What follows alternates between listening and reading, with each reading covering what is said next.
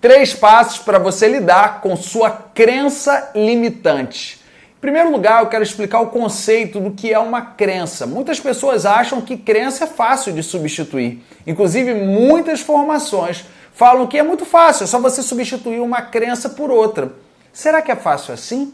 Se fosse fácil assim, aquela pessoa que está fumando o tempo inteiro e ela quer deixar de fumar, ela substitui aquela crença limitante, que é fumar, por uma crença que impulsiona parar de fumar. Mas é assim que funciona? Não, não funciona dessa forma.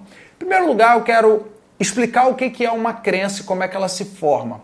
Uma crença não é um pensamento. Tem muita gente que acha que crença é pensamento. Não é pensamento. A crença ela se forma do seguinte fato. Existem pensamentos, esses pensamentos geram fatos. Os fatos acontecem na nossa vida. Pode ser um acidente, pode ser a perda de um ente querido, pode ser o diagnóstico de uma doença. Esses fatos, eles vão gerar interpretações, ou seja, vão gerar significados. Então existem fatos que geram significados. Então preste atenção. O que é um significado? É uma interpretação, uma história que nós contamos a partir de um fato. Então, se o seu pai se separa da sua mãe e seu pai não te visita, você pode gerar um significado. Poxa, meu pai não me visita porque ele não gosta de mim. Eu sou um lixo, eu não sirvo para nada. Ou você pode gerar um outro significado. Olha, se meu pai não me visita e ele brigou com a minha mãe, ele não quer ter acesso à minha mãe. Então ele não me visita, mas isso é um problema deles, isso não tem nada a ver comigo. Repare que são 2 interpretações do mesmo fato. Então o fato gera significados. Esses significados são histórias que nós contamos para nós. A partir das interpretações dessas histórias, nós desenvolvemos uma série de emoções. Então se meu pai não me visita, eu gero uma emoção de culpa. Poxa, eu sou culpado ali pelo relacionamento da minha mãe com meu pai não ter dado certo. Ou eu sou culpado do meu pai não olhar para mim e não me visitar. Então existe uma emoção que é gerada. E a partir dessa emoção é que são criadas as crenças. Então as crenças são criadas a partir de emoções. Essas emoções elas surgem através de significados e esses significados eles são gerados por fatos. Então olha só que interessante o que eu estou falando. Uma crença ela é constituída de uma emoção baseada em uma história que você contou para você.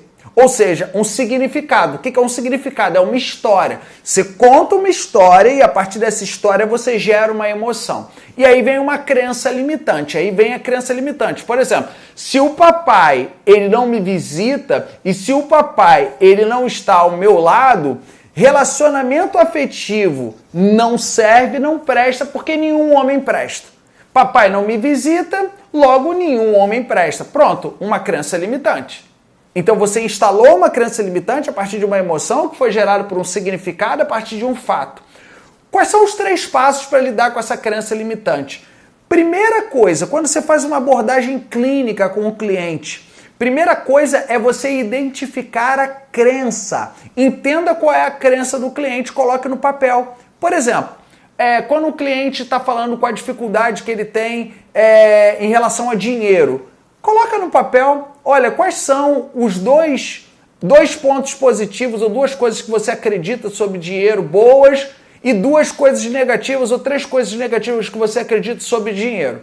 Coloca no papel. Aquilo que ele acredita é a crença que ele constituiu. Só que não adianta só você colocar no papel e ser apenas o primeiro passo. Segundo passo, identifique com o seu cliente qual é a voz que está por trás daquela crença. Às vezes aquela pessoa fala assim, olha, dinheiro é muito difícil. Aí você vira para o seu cliente e pergunta para ele, olha só, dinheiro é muito difícil? E quem é que determinou isso? Foi você que quis determinar isso ou alguém falava isso para você? Ah, quem falava isso para mim era o meu pai, porque meu pai lutava e não tinha dinheiro. Ah, interessante o que você está falando. E o que te lembra o seu pai? O que te lembra a vida profissional quando você lembra do seu pai? Então, primeiro, você coloca no papel a crença. Segundo, você vai perceber qual é a voz que está por trás daquela crença.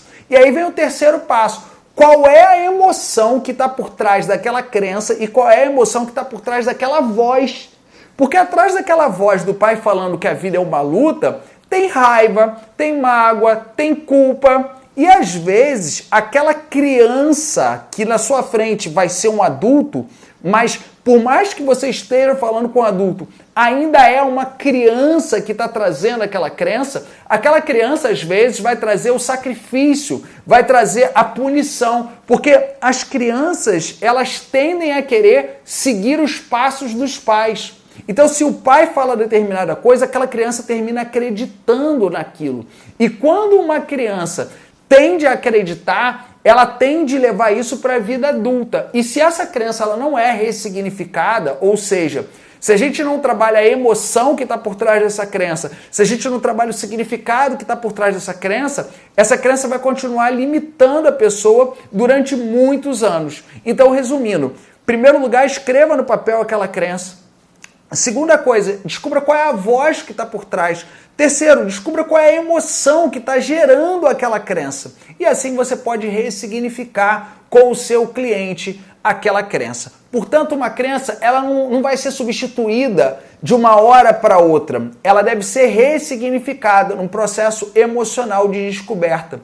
Então, se você gostou aí desse conteúdo, comente aqui o que você sentiu desse conteúdo. Continue acompanhando todo o nosso conteúdo através do site escoladeheróistreinamentos.com.br escoladeheróistreinamentos.com.br.